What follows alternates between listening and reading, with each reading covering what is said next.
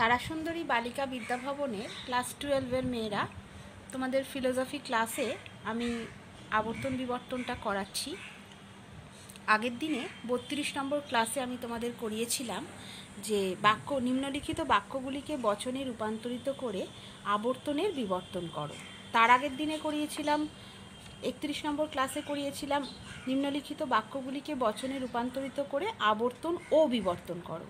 এক একটার ক্যাটাগরি এক এক রকম, কিন্তু বচনগুলো আমি একই সিলেক্ট করেছি যাতে তোমাদের বুঝতে সুবিধা হয়। আগের দিনে করিয়েছি আবর্তনের বিবর্তন, আজকে লাস্ট ক্যাটাগরিটা করাবো। এইটা করালে আমাদের আবর্তন বিবর্তন পুরো কমপ্লিট হয়ে যাবে। এটা হচ্ছে নিম্নলিখিত বাক্যগুলিকে বচনে রূপান্তরিত করে বিবর্তনের আবর্তন করো। আচ্ছা, দেখা যাক। প্রথম বাক্যটা কি নিয়েছি? প্রত্যেক কবি হন দার্শনিক। যথারীতি তাকে আগে বচনে রূপান্তরিত করব। সকল কবি হয় দার্শনিক। এবার কি বলা হয়েছে হেডিংয়ে? আমি তোমাদের বলেছি আগের ক্লাসেও যে হেডিংগুলোকে খুব ভালো করে খেয়াল করবে, যে বাক্যগুলিকে বচনে রূপান্তরিত করে বিবর্তনের আবর্তন করো, মানে আগে বিবর্তন করতে হবে, করে সেই বিবর্তিত ফর্মটার আবর্তন করতে হবে। তাহলে আমি বাক্য থেকে বচন করলাম, করে আগে তার বিবর্তন করব। তাহলে এ থেকে বিবর্তন করলে কি হয়? ই, আমরা জানি। তাহলে বিবর্তন করে কি হবে? কোনো কবি নয় অদার্শনিক। ক্লিয়ার? কোনো কবি নয় অদার্শনিক, এ থেকে ই হলো। এবার সাইডে পয়েন্ট করেছি, দেখো, বিবর্তনের আবর্তন, মানে যে বিবর্তিত ফর্মটা পেলে তার আবর্তন করবে, প্রথমেরটার কিন্তু আবর্তন নয়। তাহলে এই যে বিবর্তিত ফর্মটা পেলাম ই বচন, সেটাকে আবর্তন করব। তাহলে ই থেকে আমরা জানি আবর্তন করলে ই হয়। তাহলে উদ্দেশ্য বিধেয় চেঞ্জ হবে, কোনো অদার্শনিক ব্যক্তি নয় কবি। ক্লিয়ার? তাহলে আমরা কি করব? প্রথমে বাক্য থেকে বচন করব, বচনটাকে বিবর্তন করব, করে সেই বিবর্তিত ফর্মটাকে আবার আবর্তন করব। আচ্ছা, এবার নেক্সট বচনটায় যাই, বাক্যটায় যাই। জড়বাদীরা আস্তিক নন। তাহলে এটাকে বচন করলে কি হবে? কোনো জড়বাদী নয় আস্তিক ব্যক্তি। ই, তার থেকে কি করব? বিবর্তন করব। ই থেকে বিবর্তন করলে আমরা জানি এ আসে।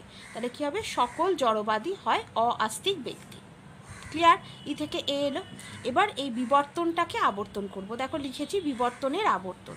তাহলে এ থেকে আবর্তন করলে কি হয়? আই হয়। উদ্দেশ্য বিধেয় চেঞ্জ হয়। তাহলে হবে কোনো কোনো অআস্তিক ব্যক্তি হয় জড়বাদী। কি হলো? কোনো কোনো অআস্তিক ব্যক্তি হয় জড়বাদী। তোমরা এগুলোকে লিখে নেবে খাতায়, তাহলে তোমাদের বুঝতে সুবিধা হবে। তাহলে আমরা প্রথম কি করলাম? বাক্য থেকে আমরা বচন করলাম, বচনে বেরোলো ই, তারপর তাকে বিবর্তন করলাম, বিবর্তন করে পেলাম এ। এবার বিবর্তনের আবর্তন করলাম, তার থেকে পেলাম আই। ক্লিয়ার? আর আবর্তন বিবর্তন কোনটা থেকে কি হয় এগুলো আর আমি বারে বারে রিপিট করছি না, কারণ আমি অনেকবার আগের ক্লাসে রিপিট করে দিয়েছি তোমাদের। আচ্ছা, নেক্সট বাক্য কি রয়েছে?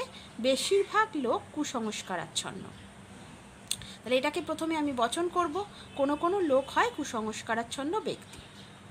তাহলে এবার এই এলেফটা বা বচনটার ওপর বিবর্তন করব।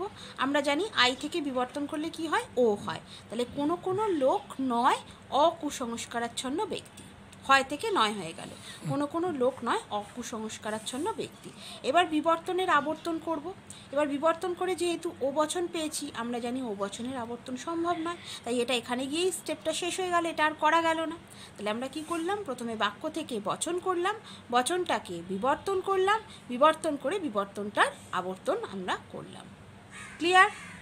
আচ্ছা, এবার লাস্ট বচনটা করি। কদাচিৎ চিকিৎসকেরা আবেগপ্রবণ। তাহলে এটাকে বচন করলে কি হবে? ও বচন হবে। কোনো কোনো চিকিৎসক নয় আবেগপ্রবণ ব্যক্তি। এবার এই বচনটার উপরে আমরা বিবর্তন করব। বিবর্তন করলে ও থেকে কি হয়ে যায়? আই হয়ে যায়। তাহলে কি হবে? কোনো কোনো চিকিৎসক হয় অআবেগপ্রবণ ব্যক্তি। ও থেকে আই হয়ে গেল, আর অ বসে গেল।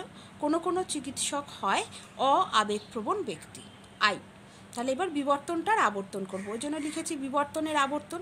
তাহলে বিবর্তনের আবর্তন করলে আই থেকে আবর্তন করলে আই হবে, আর উদ্দেশ্য বিধেয় চেঞ্জ হয়ে যাবে। তাহলে কি হবে? কোনো কোনো অআবেগপ্রবণ ব্যক্তি হয় চিকিৎসক। উদ্দেশ্য বিধেয় চেঞ্জ হয়ে গেল, কোনো কোনো অআবেগপ্রবণ ব্যক্তি হয় চিকিৎসক। তাহলে কি করলাম? প্রথমে বাক্য থেকে বচন করলাম, বচনটাকে বিবর্তন করলাম, বিবর্তনটার আবর্তন করলাম। তাহলে এই প্যাটার্নটা তোমরা বুঝতে পেরেছো? আমি বলেছিলাম এটাই বেশি কঠিন ক্ষেত্র বিশেষে মনে হয় ছেলে মেয়েদের কাছে। তাহলে এটাতে প্রথমে কি করছি? বাক্য থেকে বচন করছি, বচনটাকে বিবর্তন করছি, বিবর্তনটাকে আবর্তন করছি। এই চারটে বচন তোমরা অতি অবশ্যই খাতার মধ্যে কিন্তু নোট ডাউন করে রেখে দেবে। ঠিক আছে? তাহলে এই অবধি আমরা আজকে পড়লাম।